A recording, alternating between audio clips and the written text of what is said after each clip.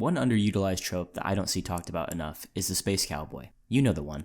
The gunslinger scoundrel is dropped into a sci-fi world where really any kind of cowboy or Old West archetype shouldn't even exist, and yet these guys are always by far the coolest characters in the setting.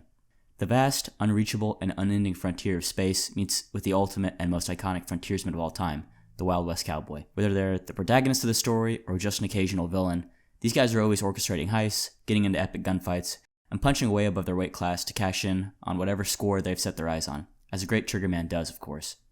I find that this trope is especially effective the more that the story focuses on the contrast between the setting and that character. A space cowboy in a setting where there's lots of other space cowboys, that can be cool, but it's way more fun when that character is surrounded by contrasting personalities, environments, technologies, etc. It emphasizes how out of place they are that much more, and so it's also all the more entertaining when the space cowboy's methods and skill set wins out in the end. I still remember the first episode of The Clone Wars in which Cad Bane is introduced. Star Wars is no stranger to themes and aesthetics reminiscent of the Wild West and spaghetti westerns. Many of those stories and films first inspired the original Star Wars, in fact, but rather than drop Cad Bane, the quintessential space cowboy, onto Tatooine or any other desert planet, his debut episode takes place on Coruscant, one of the most futuristic and urban planets in all of Star Wars. Heck, the planet itself is apparently a Eucumenopolis, a planet entirely covered by a city. But what does Cad Bane do? He takes out all the guards easily, brings his crew in to intimidate the Senate and hold them hostage, blasts some dude that gets out of line, acquires the prisoner he was sent there for in the first place, and basically gets away with it all scot-free. I mean, what a great debut and first impression for a character. This episode especially stood out because of the unrestricted violence in it. People are getting shot, Cad Bane snaps a guy's neck, one of the guards even begs for his life and gets a blaster to the face for it. If the Old West is one thing, and one thing alone, it was certainly violent. The stereotype of that time now is one of crude lawlessness, governed by the speed of your draw, and this episode, and Cad Bane's character, reflects that perfectly. He is a cowboy in a land that's moved on from that era, and yet he still succeeds through deception, tenacity, and cunning, like a real cowboy would.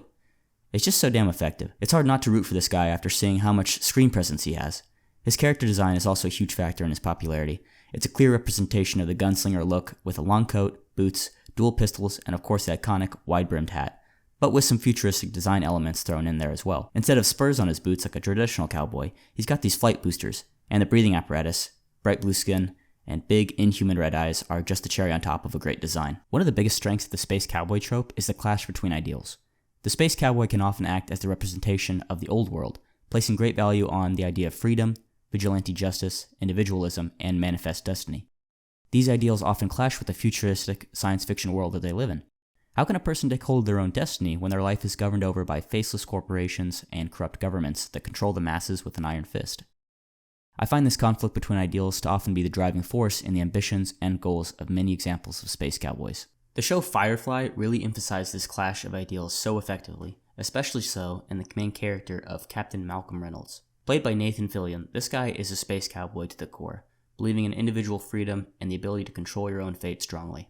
His hate for the intergalactic government of the show, the Alliance, drove the plot like a runaway locomotive engine. There wasn't an episode that went by where Captain Reynolds' resentment towards the government wasn't at least mentioned in some way. The Alliance also acts as the biggest antagonistic force of both the show and the movie Serenity. Whereas the Alliance wants control, power, and complete supremacy over the galaxy, Captain Reynolds instead stands for freedom, justice, and believing in people, like a true man of the Old West would. It's just a great dynamic and character motivation, and fully embraces the feeling of a cowboy dropped in a sci-fi world, and the fact that it drives most of the narrative for the show means that Reynolds' quirks and eccentricities as a cowboy in a non-Western setting are showcased constantly. His design is a little more understated, but is still pretty outstanding. Even without a big hat and spurs, it's clear to the audience that he is a gunslinger. This show can also be very, very violent, again evoking that feeling of the barren wasteland where a man can get by only by the speed of his draw hand and the tooth of his grit. That's fitting considering the classic rootin' cowboy archetypes are very rarely purely good men. They are often jaded, cynical anti-heroes who are more than happy to put a mad dog down if they have to. Captain Reynolds is debatably not a virtuous person. While it's important to him to not hurt innocents, he still steals, deceives, and guns down mostly anyone in his way.